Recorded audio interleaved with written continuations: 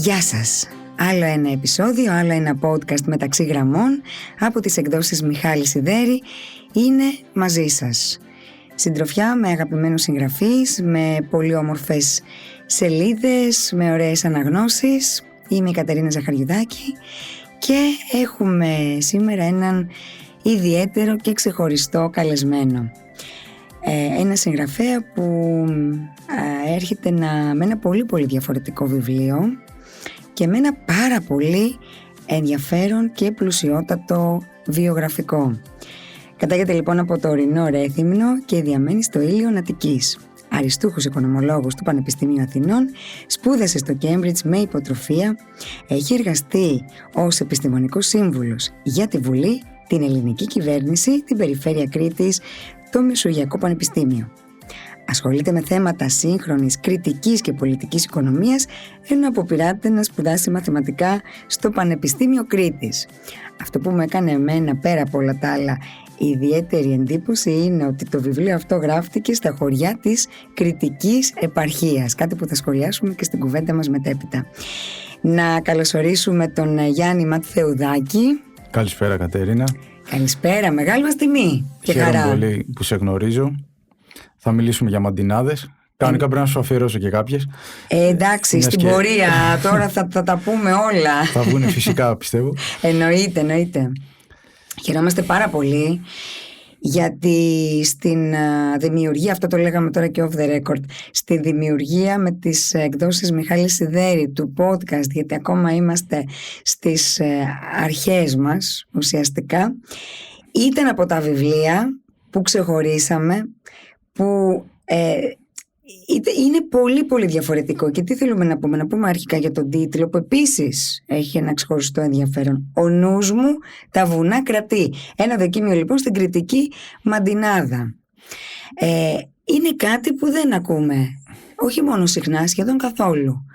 Και όσοι άνθρωποι ασχολούνται με τον χώρο του βιβλίου και όσοι είμαστε αναγνώστες απλοί και κάπου βλέπουμε τη βιβλιογραφία, βιβλία γενικότερα ποικίλου ενδιαφέροντος. Τη μαντινάδα δεν νομίζω ότι την έχουμε συναντήσει. Είναι μια εξαιρετικά πρωτότυπη ιδέα, εξαιρετικά πρωτότυπη σύλληψη σαν συγγραφή. Και θέλω να ξεκινήσουμε, γιατί έχουμε πολλά να πούμε, ποια ήταν η έμπνευση του βιβλίου, πώς ξεκίνησαν όλα και όπως είπαμε και πριν, ξεκίνησε και γράφτηκε στα χωριά της Κρητικής επαρχίας. Έτσι. Η Κρητική επαρχία που όποιος την έχει ζήσει ακόμα και σαν τουρίστας, φεύγει άλλος άνθρωπος τελείως. Με άλλη, του αλλάζει τη ζωή. Η Κρήτη το έχει αυτό όντως. Ναι. Η αλήθεια είναι, πέρυσι τέτοια εποχή σχεδόν προσέγγισα τον κύριο Μιχάλη και τον Αντώνη. Είμαστε πλέον φίλοι. Με αυτή την ιδέα, φιλόσοφοι και μαντιναδολόγοι κάθονται μαζί στο ίδιο λιτό κριτικό τραπέζι και συζητούν, συνομιλούν για τα μεγάλα ζητήματα της καρδιάς και του κόσμου. Αυτή είναι ουσιαστικά η ιδέα. Να δούμε δηλαδή πώς οι λαϊκοί άνθρωποι από άλλους δρόμους και ποιες συνθήκες τους έφεραν σε αυτό το σημείο να συλλάβουν υψηλά νοήματα που τα συναντούμε σε στοχαστές και καλλιτέχνες και διανοητές, λόγιους, και είτε Έλληνες είτε ξένους. Αυτό ήταν μια δική μου... Όντως γράφτηκε στα χωριά της Κρήτης, στα ορεινά χωριά, ίσα εκεί 5 χρόνια, ενώ κατάγομαι και έχω μεγαλώσει εδώ.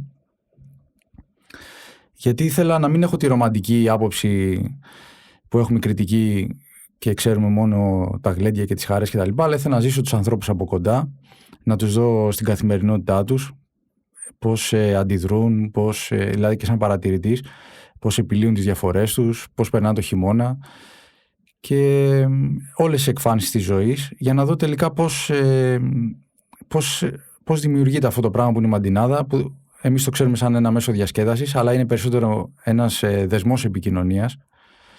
Και να πω ότι μπορεί να αφορά την Κρήτη, αλλά αυτό το βιβλίο μπορεί να επεκταθεί, έχει προέκταση σε όλες τις λαϊκές παραδόσεις, γιατί κάθε πολιτισμός είναι δυνάμει όλοι οι πολιτισμοί, ιδιαίτερες και μεταβλητές εκφάνσεις του ανθρώπου, της ανθρώπινης φύσης τελικά.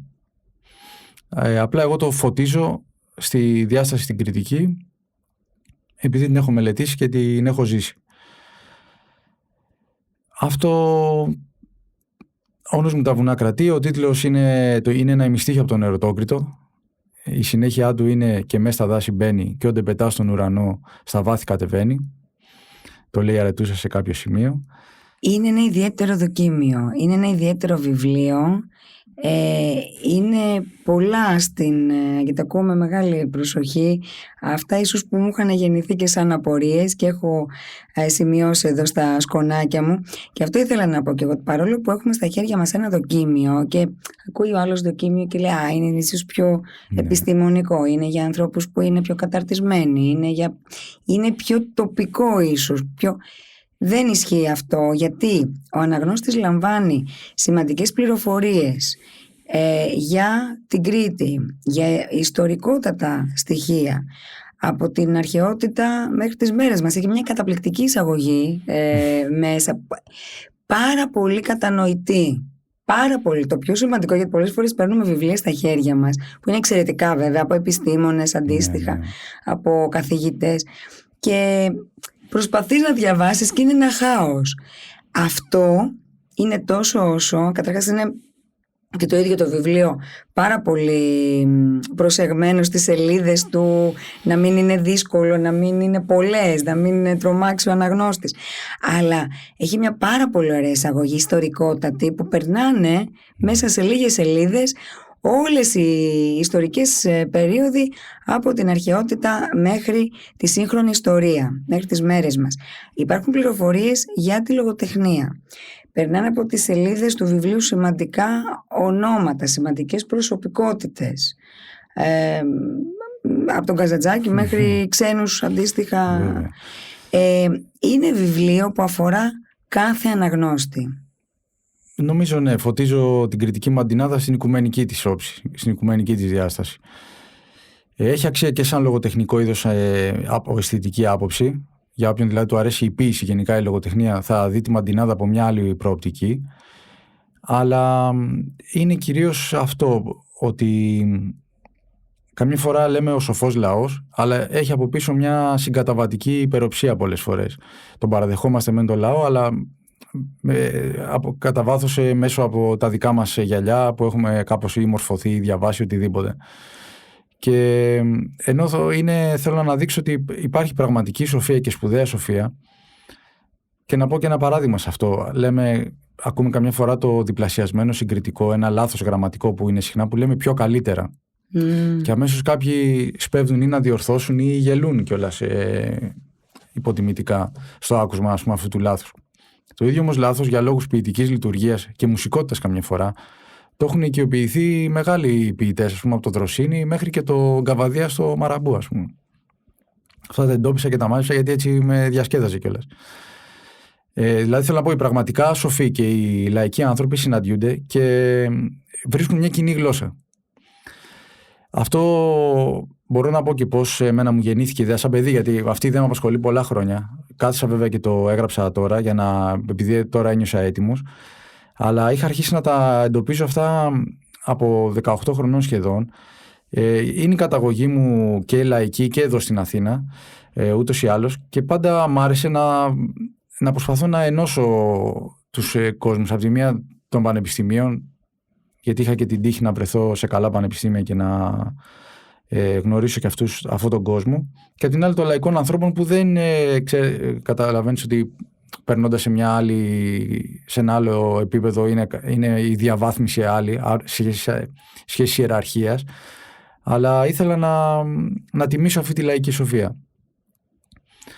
Τώρα, ως προς την Κρήτη, η αφορμή ήταν ο Ψαραντώνης για μένα. Έτσι ήταν αυτό, ήταν ο οδηγητικός μύτος για να πιάσω και εγώ την κριτική μουσική. Πήγαινα βέβαια όλα τα καλοκαίρια, με το που κλείναν τα σχολεία, πέρναγα τον καιρό μου κάτω. Αλλά το καλοκαίρι είναι αλλιώς και αλλιώς είναι να ζήσεις εκεί. Βέβαια, έχει μια άλλη, πιο ρεαλιστική εικόνα που καμιά φορά είναι καλύτερη από τη ρομαντικοποιημένη εκδοχή. Οπότε από τον Ψαραντώνη είχε μια μαντινάδα που λέει: αφού υπάρχει στη ζωή, μαζί χαρά και λύπη. Γη κυβερνούνε δυο θεοί, ή θειός δεν είναι ντύπη. Καθόλου δηλαδή. Και τυχαία εγώ τώρα έδινα εξετάσεις για προφήσεις εκείνον τον καιρό και για να κάνω εξάσκηση διάβαζα τα έργα του David Hume. Δεν πήγαινα φροντιστήριο, είναι και λίγο μεγάλος πια. Ναι. Και λέω κάτσε να πάρω ένα καταξιωμένο, καθιερωμένο φιλόσοφο. Είναι Βρετανός, Σκοτσέζος και μιλάει υψηλό επίπεδο αγγλικά, αλλά στρωτά, κατανοητά όπως έλεγες. Και βρίσκω το ίδιο επιχείρημα αυτούσιο εκεί. Και ο ίδιος μέσα εκεί παραδέχεται ότι αυτό το επιχείρημα το έχει αντλήσει από ένα δικό μας αρχαιοφιλόσοφο, τον Επίκουρο. Στην τετραφάρμακο και ως μέθοδο για να διαλύσουμε τις πλάνες και να μην φοβόμαστε και να κατακτήσουμε την ευδαιμονία. Ο σκοπός της φιλοσοφίας ήταν και αυτός αρχικά. Να μας δώσει έναν τρόπο να ζήσουμε σαν κοινότητα αρμονικά. Και οι λαϊκοί άνθρωποι με τη δική τους τέχνη, που είναι μια τέχνη βιωματική, βρήκαν έναν τρόπο να το καταφέρουν αυτό. Για αυτό τώρα, αυτές οι συμπτώσεις που άρχισαν να γίνονται πολλές με τα χρόνια και σε βαθμό που να το θεωρώ μυστήριο, να λέω τι γίνεται, είναι μόνο συμπτώσεις, είναι εκλεκτικές συγγένειες που λέμε, ενοράσεις, είναι πολυγένεση ποιητικών μορφών σε διάφορες εκδοχές του χρόνου και χωρικά. Και τελικά ήταν αυτό το μυστήριο της ιερής ποίησης. Για να μπορέσω να το στοιχειοθετήσω, αφού το μεγάλο μέρος του βιβλίου είναι αυτό, οι παραλληλίες αυτές που λέμε, ποιητικής νοημοσύνης ανάμεσα σε λαϊκούς και λόγιους. Για να το στοιχειοθετήσω όμως, έκανα αυτή την έρευνα στην ιστορία της Κρήτης, στον Ερωτόκριτο που έχει κατεξοχήν κεντρικό ρόλο, περνώντας στα χωριά και δίνοντας στην ουσία το νήμα και τη σκητάλη στους λαϊκούς ανθρώπους για να δημιουργήσουν μαντινάδες. Η θρησκεία έχει παίζει σημαντικό ρόλο και κυρίως η γλώσσα. Η ζώσα φωνή του λαού που έχει αυτή τη μακρόχρονη συνέχεια.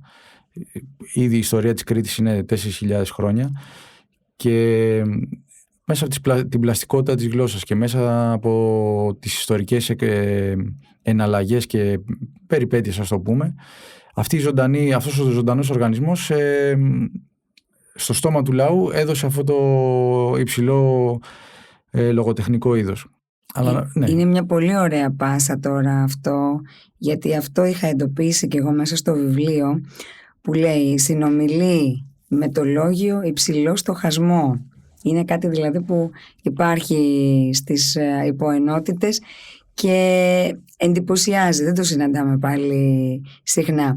Γιατί η κριτική μαντινάδα είναι απόλυτα άρρηκτα συνδεδεμένη με την παράδοση της Κρήτης.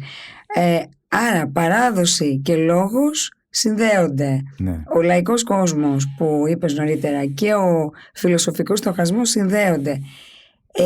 Και είναι αυτή η σύνδεση εξαιρετικά σημαντική μέχρι και τις μέρες μας. Από την αρχαιότητα, από τα επόμενα χρόνια στους αιώνες που έχουν περάσει μέχρι σήμερα. Ναι, αυτό είναι το θαυμαστό, ότι η γλώσσα ως εργαλείο φέρει αυτή τη βιωματική παιδεία και αντανακλά και τις αξίες που έχει μια κοινότητα. Οι φτωχές υλικές προϋποθέσεις, η ευγένεια των παλιών ανθρώπων, η ανάγκη πάνω απ' όλα. Εγώ τώρα, επειδή με προβλημάτισε όταν έγραφα το βιβλίο, ήθελα, για να μην πλατιάσω και ήθελα το βιβλίο να είναι σύντομο, άμεσο και προφορικό σχεδόν, όπως είναι και η Μαντινάδα, για να... από επιλογή, γιατί είναι αυτή η θαυμαστή...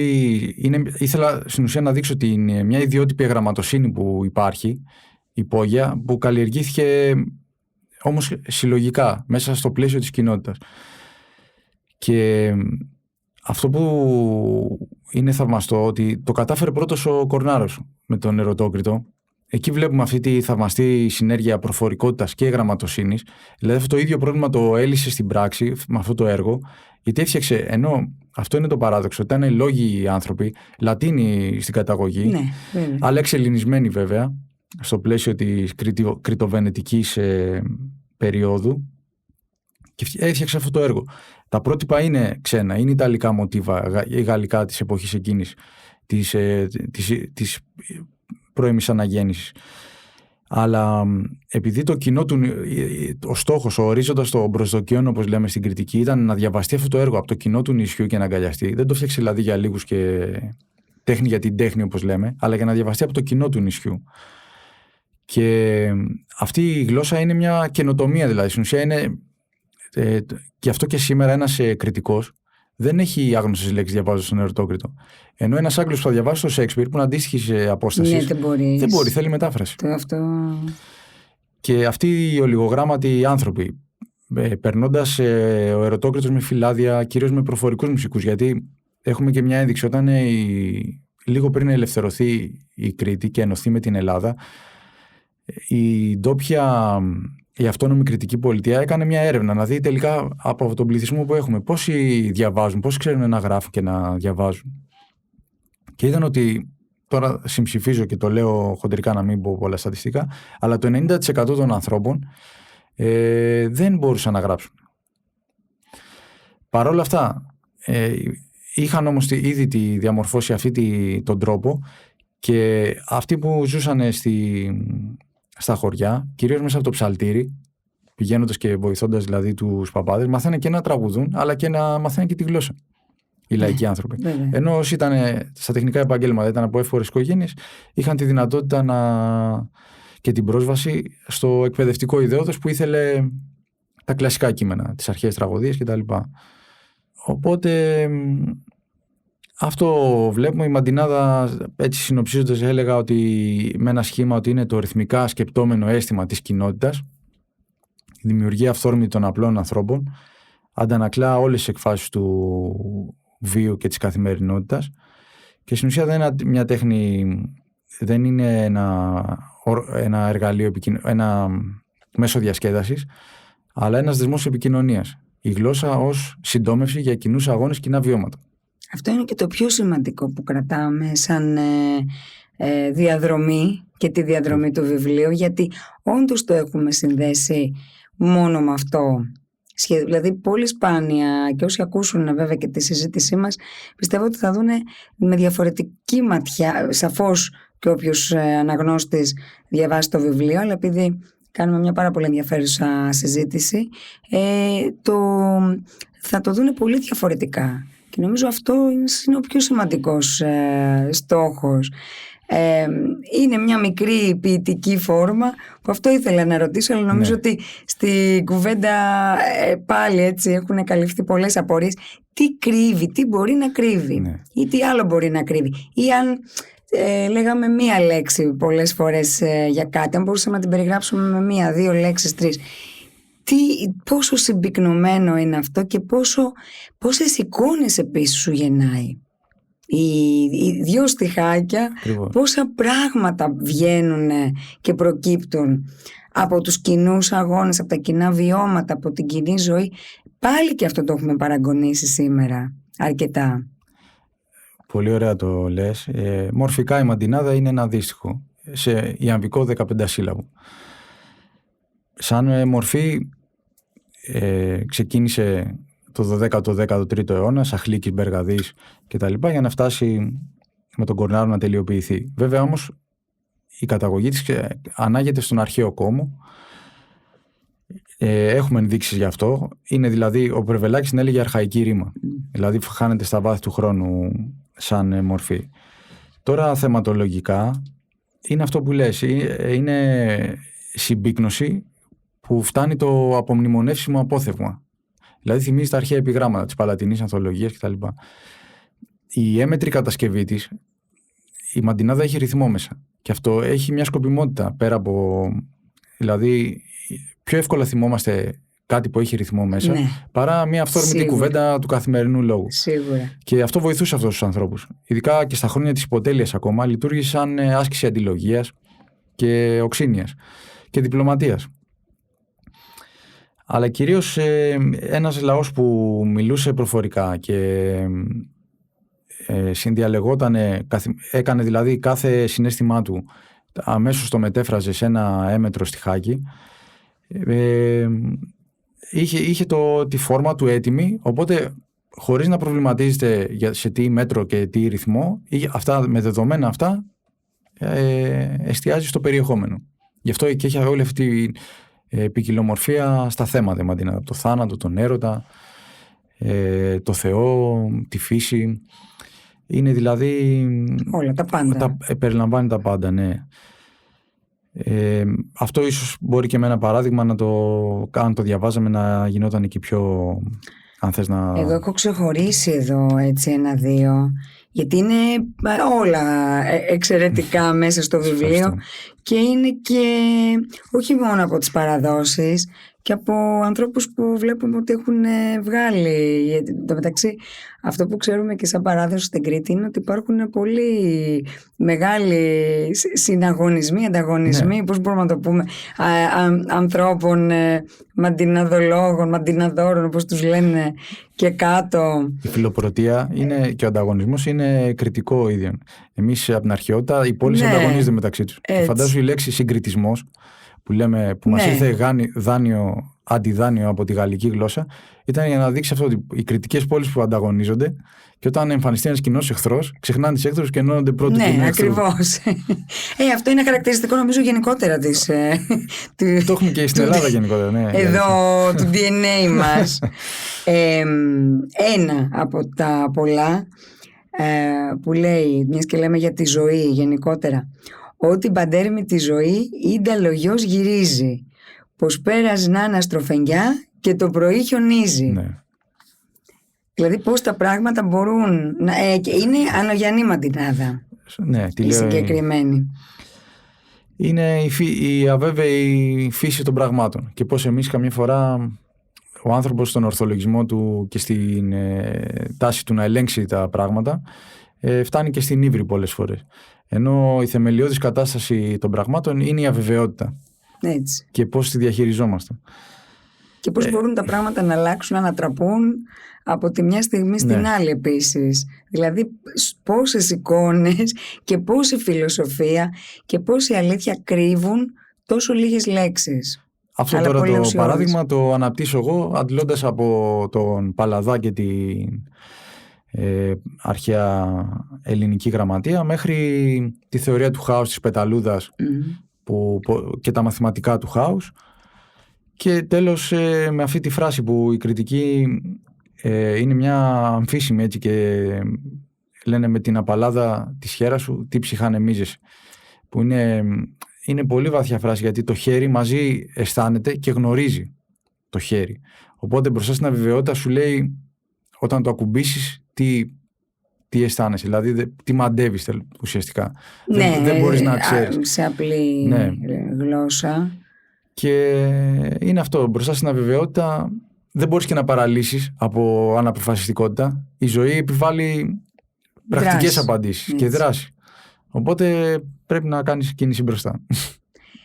Όλα τα λέει. Η μαντινάδα είναι εξαιρετικά σημαντική και δεν θέλω να έρθουμε σε μια ερώτηση ή τοποθέτηση που ίσως την έχουν πολλή απορία και γενικά για τις παραδόσεις, μιας και συνδέουμε και την παράδοση. Ποια είναι η θέση της μαντινάδας στο σημερινό κόσμο? Παραμένει ζωντανή η έκφραση του λαϊκού λόγου και όλων αυτών των πολύ σημαντικών που μας αναπτύσσεις, ή κινδυνεύει, αν όχι τώρα με τα χρόνια, να εξαλειφθεί και να γίνει ένα μουσιακό είδος ή στις επόμενες γενιές? Βέβαια υπάρχει μια τάση στην Κρήτη ειδικότερα ότι την κρατάνε την παράδοση πάρα πολύ από τους χορούς μέχρι τις μαντινάδες. Θυμάμαι πολύ, να κάνουμε μια μικρή παρένθεση, την ταινία με τον Καφετζόπουλο, το πρώτη φορά νονός, που και αυτό ξεκίνησε από βιβλίο αν δεν κάνω λάθος, που ο καημός του ήταν το παιδάκι το δικό του σε σχέση με το παιδάκι που φιλοξενούσε από την Αμερική, δεν έβγαζε αυθόρμητα μαντινάδες. Ήταν πιο πολύ του άρεσε η ποίηση η σύγχρονη την εποχή εκείνη και το είχε μεγάλο καημό, γιατί το παιδί μου δεν είναι μαντιναδόρος έτσι αυθόρμητος στα 10 του. Έχει πολύ ενδιαφέρον. Υπάρχει βέβαια αυτό, αλλά με τα χρόνια κινδυνεύει να εξαλειφθεί ή να περάσει στη λαϊκή παράδοση απλά ότι λέγανε και αυτό, ή υπάρχει καταγεγραμμένο. Για παράδειγμα είναι κρίμα, και αυτό ήθελα να σχολιάσω πριν, ότι ο Ερωτόκριτος πια τα τελευταία αρκετά χρόνια, γιατί και είναι οι καταβολές μου θεατρικές τον παρακολουθούσαμε, τον ανέβαζαν επί σκηνής, υπήρχε. Τώρα δεν διδάσκεται καν, πολύ λίγοι το διδάσκουν στις δραματικές σχολές, που είναι ένα σημαντικότατο κεφάλαιο, όχι μόνο σαφώς της λογοτεχνίας μας και του θεάτρου, το κριτικό θέατρο και ο Κορνάρος. Άρα αυτός από εμάς, από το θέατρο φεύγει, για να μην πω έχει φύγει εντελώς. Τι γίνεται εδώ? Είναι κρίσιμη η ερώτηση που βάζεις. Φαίνεται ότι στην Κρήτη επιβιώνει. Βέβαια, ναι, σε σχέση με άλλες επαρχίες που μπορεί να γίνονται πανηγύρια, αλλά γίνονται με αυτόν τον τρόπο που λες, τα ανασύρουν και τα αναπαράγουν. Έχει χαθεί δηλαδή ο τρόπος δημιουργίας που προϋποθέτει την κοινότητα και τη διαδικασία που περιγράψαμε, δηλαδή τη συλλογική επεξεργασία. Η μαντινάδα είναι από στόμα σε στόμα αναδημιουργία και κάποια στιγμή ταιριάζει κάποιο στίχο, όπως λένε εισαγωγικά, να ταιριάξω το στίχο. Άνθρωποι που έχουν μεράκια, ακουστική φαντασία κτλ. Και μένει. Αν χαθεί αυτή η διαδικασία, δεν έχουμε παράδοση. Στην Κρήτη φαίνεται να επιβιώνει. Βέβαια, έχουμε κάποιες ενδείξεις ανησυχητικές που τις θίγω στο βιβλίο, για να μην τα λέω ωρεοποιημένα και εξειδανικευμένα. Γιατί η Κρήτη ήταν πάντα ένα φτωχό μέρος. Πολλοί κόσμος, ειδικά μετά τον πόλεμο, ξενιτεύτηκε. Ναι, γι' αυτό έχουμε και σύλλογο Κρητών μέχρι την Νότια Αφρική. Εμείς και οι Υπηρώτες δηλαδή περισσότερο. Ναι. Και αυτή που είναι μια βασική προϋπόθεση. Η ανάγκη δηλαδή που δημιουργεί και συντηρεί την παράδοση. Και ο τρόπος ζωής που σε μεγάλο βαθμό ήταν ο παραδοσιακός τρόπος που είναι προνεωτερικός. Δηλαδή οι τρόποι καλλιέργειας, οι τρόποι βιοπορισμού γενικότερα. Τώρα με την εκμηχάνηση, τις επιδοτήσεις, τον τουρισμό, ήρθαν κάποια λεφτά στο νησί και παρατηρούνται κάποια φαινόμενα, έτσι αυτή η γοητεία του περιττού που λέμε, και στα γλέντια και κάποιες υπερβολές και αυτό το που είχαμε το ηρωικό να παρεκκλίνει στην παρανομία. Και η μαντινάδα και αυτή, εκεί που καταλήγουν δηλαδή όλα και μας αφορά, έχει κάποιες φορές, επειδή είναι εύκολο να φτιάξει ένα δύστιχο, παίρνει μια μορφή κουδουνιστικής ρήμας, δηλαδή ρηχού συναισθηματισμού. Και δεν έχει σχέση με τις μαντινάδες που ανθολογώ εδώ. Βέβαια, εγώ το θεωρώ αυτό, το βλέπω πιο αισιόδοξα. Νομίζω ότι είναι μια εκτόνωση ενός λαού που έχει περάσει δύσκολα και οι μνήμες είναι ακόμα. Δηλαδή, βέβαια. Οδηγώντας και βλέποντας τα χωριά, βλέπεις παρατημένα στις άκρες του δρόμου τα αλόνια, τις παλιές μηχανές, τις αγροτικές, δηλαδή ανάμνηση της φτώχειας. Φαντάζομαι στο ρεύμα και τα λοιπά πήγαν πολύ αργά και οι δρόμοι και όλα αυτά. Αυτή η ανάμνηση υπάρχει ακόμα. Δηλαδή οι άνθρωποι που έζησαν τη μετάβαση από τη φτώχεια σε κάποια σχετική ευμάρεια και μπόρεσαν να μείνουν, γιατί τα παιδιά τους τουλάχιστον μπόρεσαν να μείνουν, ενώ μέχρι πρόσφατα θα έφευγαν. Και στην Κρήτη αυτός ο τρόπος, δηλαδή είναι μια απόφαση να μείνεις εκεί, είναι τα βουνά, είναι τόποι γενικά φιλόξενοι και δύσκολοι, αλλά να αποφασίσεις να μείνεις, μένεις και μένεις θετικά, δηλαδή δικαιώνεις την αποφασή σου κάνοντας παιδιά, οικογένεια και ζώντας εκεί. Αυτό σημαίνει, έτσι, δεν πας για τουρίστες να περάσεις τον καιρό σου. Βέβαια τώρα έρχονται και οι τουρίστες και βλέπουμε, ας πούμε, στα παράλια είναι τα χυμαδιά, τα καλοκαιρινά που πάνε υποσκεί τα πρόβατα, είναι δίπλα με πολυτελείς εκτάσεις ξενοδοχείων. Πολυτελείς, πώς λέγεται, συγκροτήματα, εγκαταστάσεις, ξενοδοχείων πολύ γνωστών. Και αυτά συνυπάρχουν, δηλαδή ο αρχαϊκός άνθρωπος του πρέπει, που λέμε στην Κρήτη, δηλαδή της Αντιγόνης του αρχαίου ήθους κτλ., με τον άνθρωπο του καταναλώνω, του μπορώ, του ειδονισμού που φέρνει αυτή η εποχή, όπως είναι η δική μας τώρα η νεωτερική. Τώρα ο πληθυσμός είναι σε μια διαπαφή με αυτό. Δηλαδή αυτοί προσπαθούν να αξιοποιήσουν τις νέες τεχνολογίες, να καταναλώσουν, να ζήσουν με τον σύγχρονο τρόπο, αλλά να διατηρήσουν ταυτόχρονα το δικό τους, τη θεσμοθεσία της παράδοσης, όπως λέμε. Και σε αυτή τη μετάβαση είμαστε. Νομίζω θα ισορροπήσουν τα πράγματα, γιατί υπάρχει το κέντρο, ειδικά όσο ανεβαίνουμε προς τα ορεινά χωριά και υπάρχει ένα σημαντικός πληθυσμός και λειτουργεί με τον τρόπο που περιγράψαμε, νομίζω εκεί θα μείνει και αυτή η φάση είναι απλώς περαστική. Άρα υπάρχει ελπίδα. Ναι, πιστεύω ναι. Για όλη αυτή την ιστορία και του νησιού βέβαια και κατ' επέκταση της παράδοσης και της μαντινάδας που είναι κομμάτι της παράδοσης. Γι' αυτό και οι μαντινάδες δεν είναι όλες παλιές. Βέβαια. Είναι και ανθρώπους και παιδιά που είναι στην ηλικία μας τώρα, ας πούμε. Ακριβώς, αυτό είναι το ενδιαφέρον, ότι έχει μέσα στο βιβλίο υπάρχουν κλασικές, λαϊκές, ας το πούμε, μαντινάδες, όπως αυτή που διαβάσαμε, αλλά υπάρχουν άνθρωποι συγκεκριμένα, δηλαδή υπάρχει όλη η βιογραφία. Που καταγράφονται. Αυτό ενώ παλιά στην παράδοση θεωρείται ανώνυμη δημιουργία. Ναι, δεν το ξέρεις, ακριβώς. Και είπες και ένα ωραίο παράδειγμα με την ταινία. Αυτό έχει συμβεί και με το Σεφέρι. Είχε μια αντίστοιχη εμπειρία. Κάποια φορά φιλοξενήθηκε στην Αράχοβα στο σπίτι ενός βοσκού και αυτός είχε 2 γιους. Ο ένας ήταν στα πρόβατα και ζούσε αυτή τη ζωή, ακολουθούσε τον πατέρα του κτλ. Ο άλλος όμως δεν ξέρουμε πώς του είχε κολλήσει, ήθελε να μάθει γαλλική φιλολογία. Ναι. Στον Παρνασσό πάνω τώρα. Και διάβαζε εφημερίδες γαλλικές κτλ. Και ο Σεφέρης τώρα του μοντερνισμού, του Ελιάρ, του Βαλερή κτλ. Τον αντιμετώπιζε ως μίασμα αυτόν και λέει: τι κοίτα ασθενικός που είσαι, αντί να βγει στη φύση να ακολουθήσει τα πρόβατα, γι' αυτά θες και εσύ να τέτοιο. Ενώ το άλλο, το παιδί που συνέχιζε την παράδοση, ήταν το υπόδειγμα της φυσικότητας και του τρόπου να υπάρχεις.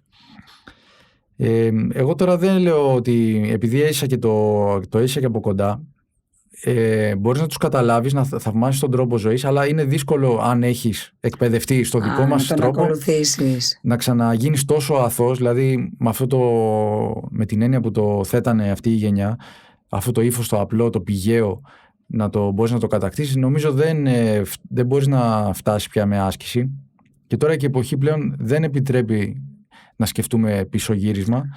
Ακριβώς. Γιατί έρχονται, εντάξει, με την τεχνητή νοημοσύνη και τα λοιπά, τα σχολιάζω και αυτά προς το τέλος. Ναι, σωστά. Είναι πολύ δύσκολο αυτό, να γυρίσεις πίσω, όπως έλεγε και ο Πόποντας, εμπρός πίσω, με αφορμή αυτό, δηλαδή αυτό ουσιαστικά σατήριζε και εκείνος. Είναι πολύ όμορφο, ρομαντικό. Το εμπρός πίσω το έχει πει ο Φουκώ για το Ιράν. Γιατί σου λέει, όταν κάναν την Επανάσταση και ξαναγύρισαν στο δικό τους παραδοσιακό τρόπο, ήταν αυτό το εμπρός πίσω. Ναι, δεν που για τη δική μας απικιοκρατία και τα λοιπά ήταν μια θετική εξέλιξη. Έτσι το είδε ο Γάλλος φιλόσοφος. Ναι. Και λέει, όπως λέει απλά, καλά, πέτυχε κάτι πάλι σημαντικό. Ναι. Το εμπρός πίσω. Είναι δύσκολο. Είναι όντως, αν έχεις εκπαιδευτεί διαφορετικά, αν έχεις άλλα βιώματα, είναι δύσκολο. Αλλά είναι σημαντικό να κρατιέται από τους ανθρώπους που μπορούν να το στηρίξουν. Όλα χρειάζονται, και η μία πλευρά και η άλλη, και αυτό μέσα στα κεφάλαια που διαβάσαμε και στο βιβλίο και που θα διαβάσει και ο αναγνώστης, αυτό είναι πώς συντεριάζουν, πώς παντρεύονται, ας το πούμε έτσι απλά, και η μία πλευρά και η άλλη, και αυτό είναι σε όλες τις εκφάνσεις της ζωής. Αυτό μπορεί να εκτιμήσει κανείς τελικά μέσα από τη μαντινάδα, αλλά και διαμέσου της μαντινάδας, είναι ότι είναι ένας τρόπος να υπάρχεις, μια αντίληψη βίωσης που έχει μια ενότητα ανάμεσα στο πώς σκέφτεσαι, στο πώς φαίνεσαι και στο πώς εκφράζεσαι. Δηλαδή δεν είναι μια φιλοσοφία διανοητική, ακαδημαϊκή.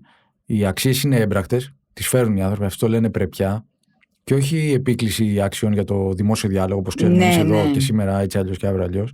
Αυτό που είναι σε όλα τους. Και είναι ένας τρόπος που τον συνοψίζω εγώ και το λέω υπάρχει ακόμα. Και η εξέλιξη προχωράει. Έτσι κι αλλιώς και η παράδοση είναι ένα έργο εμπρόοδου. Δηλαδή κάθε καινοτομία αφομοιώνεται και σηματοδοτεί ένα καινούριο κύκλο. Ακριβώς. Και μπαίνει στα δικά της κομμάτια. Και έχω 2 παραδείγματα από μαντινάδες. Ας πούμε, λέει, το μορσικό αλφάβητο παίζουν τα βλέφαρά σου και με δικά σου σήματα εμπήκα στην καρδιά σου. Δηλαδή, μόλις έφτασε ο τηλέγραφος, ο μαντιναδολόγος σκέφτηκε αμέσως το φλερτ που γίνεται με τα μάτια να το κάνει. Που είναι πολύ ωραίο με το όπως αν θυμάσαι τα σήματα Μόρς.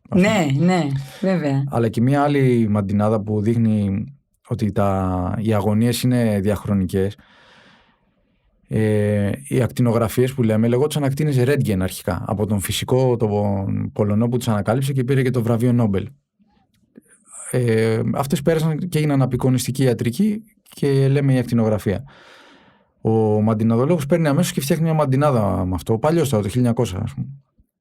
Και λέει, ακτίνες Ρέντγεν έχουνε τα μάτια μου και περνούνε και ό,τι και να βάλει στην καρδιά μικροί μου το θωρούνε. Δηλαδή βλέπει μέσα. Χρησιμοποιεί. Για να δει τα αισθήματα αν είναι ειλικρινά. Ναι.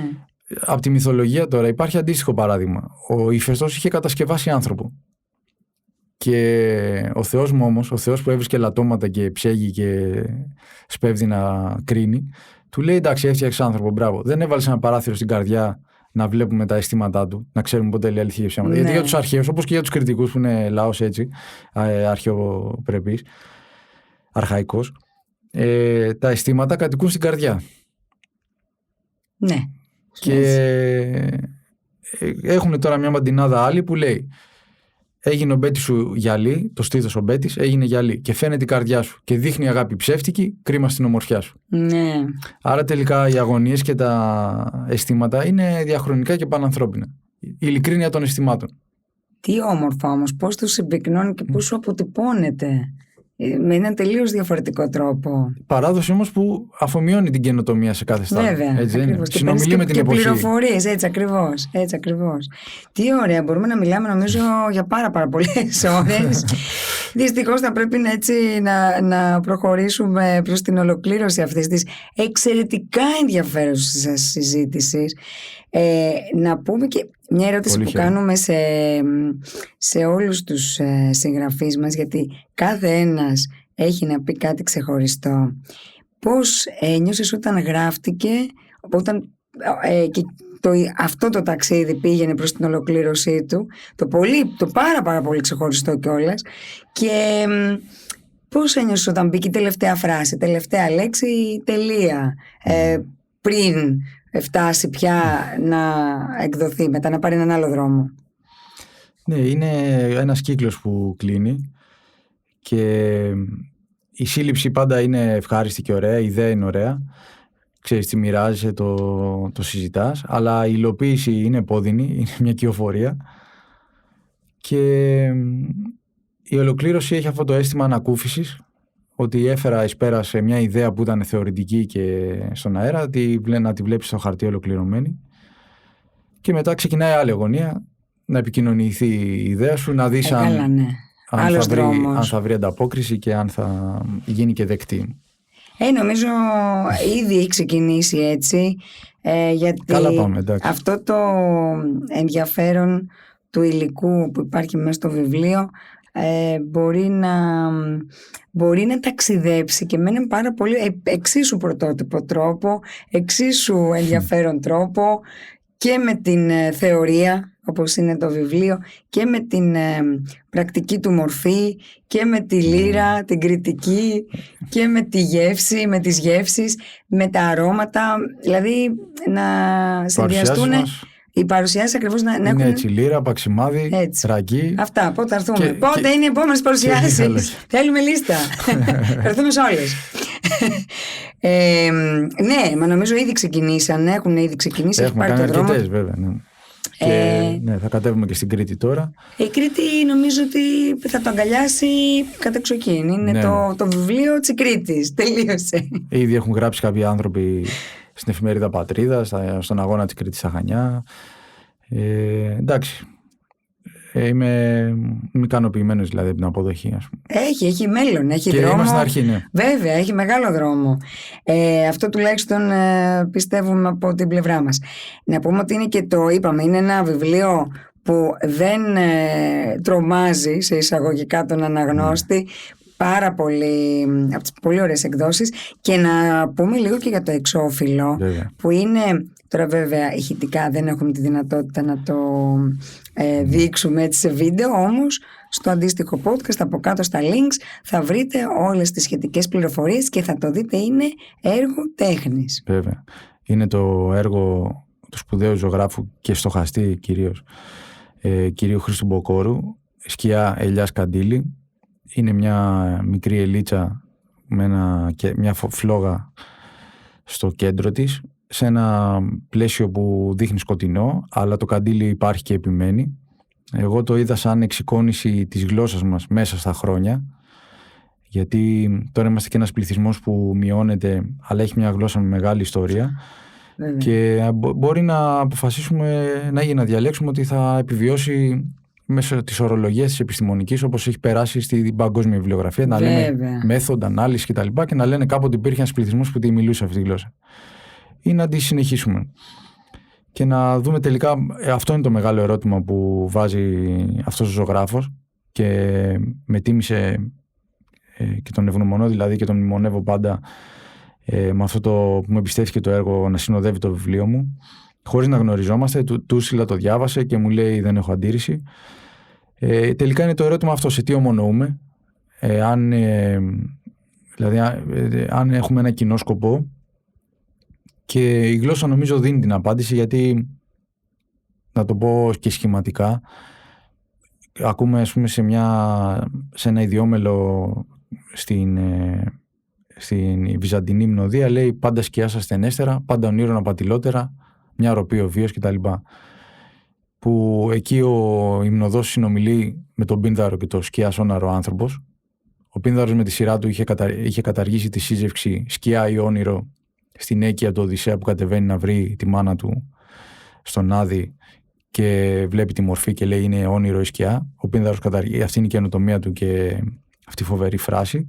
Αυτό φτάνει μετά τα λόγια ταξιδεύοντας μέσα στα χρόνια μέχρι το Καβάφι στην πελασγική εικόνα που λέει για μια αποταπή σκιά κτλ. Και ο Μαντιναδολόγος, που χωρίς να ξέρει όλη αυτή τη διαδρομή, αλλά ακούγοντας στην εκρόσιμη ακολουθία αυτό το απόσπασμα του Δαμασκηνού, φτιάχνει τη Μαντινάδα, λέει μην κάνεις ήλια σκιανό με το δικό μου σώμα, μην το θωρώ εδά που ζω να κοίταται στο χώμα. Έχει αυτή τη συνείδηση δηλαδή ότι ο βίος είναι περαστικός κτλ. Και όλα αυτά τα απεικονίζονται στη γλώσσα μας. Είναι, ναι, συγγνώμη. Αυτό, ναι. Αυτά συμβολίζονται στο εξώφυλλο και υπάρχει μια Μαντινάδα που λέει «Μα το καντήλι της ζωής δεν πρόκειται να σβήσει, γιατί πολλά μας θωρικά γενοσποριάζει η φύση». Και ο άνθρωπος ως μέρος της φύσεως, όταν επιλέγει τη ζωή και απαντάει θετικά στο ζήτημα της ύπαρξης, βρίσκει και τρόπους να συνεννοηθεί. Ναι, βέβαια. Και αυτό το βιβλιαράκι είναι, δηλαδή πέρα από τη Μαντινάδα, η Μαντινάδα είναι η αφορμή στην ουσία να βάλουμε όλα αυτά τα ζητήματα. Από πολιτικά, φιλοσοφικά, υπαρξιακά. Βέβαια, όλα μαζί. Γιατί είπαμε, εμπερικλεί τα πάντα. Και όντως είναι, μακάρι να υπήρχαν πολλές τέτοιες αφορμές, μικρές, μεγαλύτερες, ακόμα πιο μεγάλες, για να δούμε όντως την πολύ μεγάλη εικόνα τελικά. Ναι.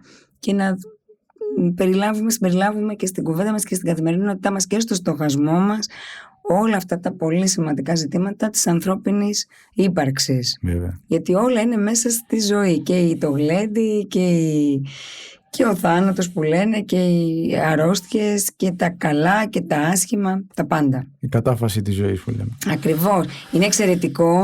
Μπράβο σε όλους τους ανθρώπους και τους συντελεστές, από τον συγγραφέα που συνομιλούμε σήμερα μέχρι και τον τελευταίο άνθρωπο που ασχολήθηκε με το βιβλίο. Ναι. Είναι από τις πάρα πολύ, νομίζω ότι είναι μια παρακαταθήκη κυριολεκτικά που θα μείνει και τα επόμενα χρόνια και το επόμενο διάστημα. Σε ευχαριστώ, να είσαι καλά. Ευχαριστώ για τη συζήτηση και το βήμα. Είναι... Και τις εκδόσεις Σιδέρη βέβαια που ναι. το εμπιστεύτηκαν και το έφεραν εις πέρας όπως πρέπει. Περιμένουμε τις επόμενες παρουσιάσεις.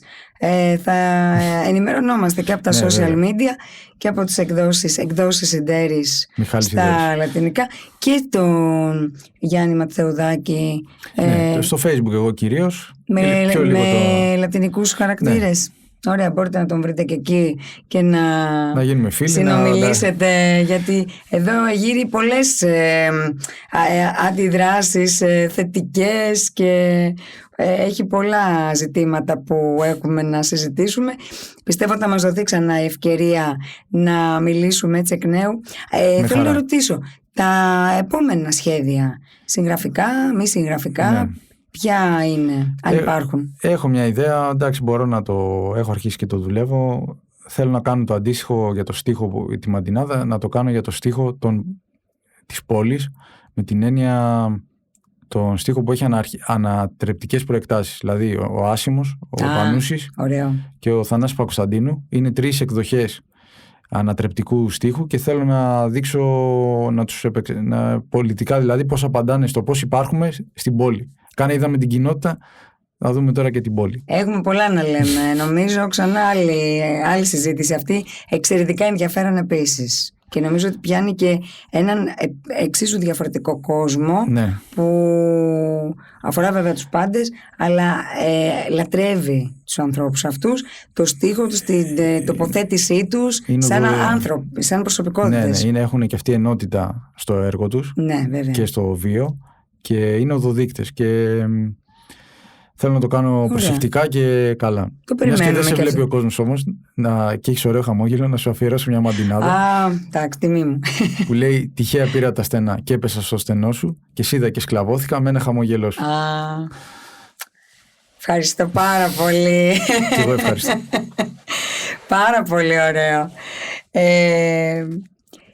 Τι ευχή, μαντινάδα ή οτιδήποτε άλλο θα ήθελες να μοιραστείς με τους ακροατές μας και με τους αναγνώστες φυσικά? Ας το πω και αυτό με μια μαντινάδα του Αριστίδη Χερέτη, που είναι από τους καλύτερους που έχουμε. Λέει: όλοι προσωρινοί είμαστε σε τούτους έτσι τόπους. Τι πιο ωραίο να είσαι απλός και να αγαπάς τους ανθρώπους. Και όπως λέει και η Αντιγόνη, απαντάει στον Κρέοντα, λέει: δεν γεννήθηκα να μισώ, αλλά να είμαι με άλλους και να αγαπώ. Το πιο σημαντικό, κάτι που μας λείπει νομίζω στις μέρες μας. Υπάρχουν ευαίσθητοι άνθρωποι, αλλά η καθημερινότητα σε απορροφά σε άλλα μονοπάτια. Βιαζόμαστε λίγο να κρίνουμε. Έχουμε αυτά τα echo chamber συζητήσεις, κλεινόμαστε ο καθένας, και λίγο σε μια πρώτη, αν μπορούμε να συγκρατήσουμε την πρώτη ορμή, να αντιδράσουμε και να ακούσουμε λίγο τον άλλον και πίσω από αυτό που λέει. Πολλές φορές εκεί φαίνεται και μια άλλη ανταπόκριση, φαίνεται και μια άλλη μετά στη συνέχεια, μια άλλη ανταπόκριση απρόσμενη. Ενώ άμα ξεκινήσει από την αρχή επικριτικά, χάνεται κάθε πιθανότητα επικοινωνίας. Ενώ το στοίχημα είναι η επικοινωνία. Μιλάς και σε άλλο επίπεδο μετά. Δηλαδή, αν ένας άνθρωπος είναι επικριτικός εξ αρχής, νομίζω ότι ο διάλογος. Η αντίδραση φέρνει αντίδραση. Ναι, δεν έχει νόημα απόλυτα. Να ευχηθούμε καλό τάξιδο. Ο νους μου τα βουνά κρατεί. Να πούμε ένα πολύ μεγάλο ευχαριστώ στο Γιάννη Ματεουδάκη. Εγώ ευχαριστώ. Πάρα πολύ. Περιμένουμε την επόμενη συζήτηση. Ευχαριστήθηκα κουβέντα. Χαίρομαι πάρα πολύ. Είναι σημαντικό να είναι επικοδομητική. Νομίζω θα την ευχαριστηθούν και οι ακροατές μας.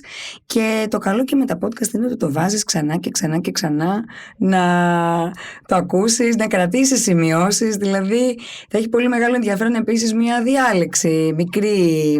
Δηλαδή μην είναι κάτι έτσι απόλυτα επιστημονικό, αλλά μια ομιλία ίσως για τον κόσμο, που να μπορέσει να κάνει παρεμβάσεις, που να μπορέσει να έχει, πέρα από τις παρουσιάσεις που πιστεύω γίνεται αυτό, να έχει και ζωντανά τη δική του τοποθέτηση, γενικά. ακριβώς. Οπότε θα τις αναζητήσουμε, θα τις κοινοποιήσουμε και θα δώσουμε ραντεβού στα επόμενα. Καλή αντάμωση. Ακριβώς. Να ευχαριστήσουμε πάρα πολύ και όλους εσάς που μας ακούσατε. Ήταν ακόμα ένα επεισόδιο μεταξύ γραμμών από τις εκδόσεις Μιχάλη Σιδέρη. Να ευχαριστήσουμε πάρα πολύ για μια ακόμα φορά τον Ζήση Τόνα και το στούντιο εδώ που μας φιλοξενεί η E&D Productions, το οποίο κάθε φορά μας παρέχει ό,τι θέλουμε και κυρίως τη θετική του ενέργεια και ανταπόκριση. Και να ανανεώσουμε το ραντεβού μας για το επόμενο επεισόδιό μας. Μέχρι τότε, καλές αναγνώσεις. Γεια σας.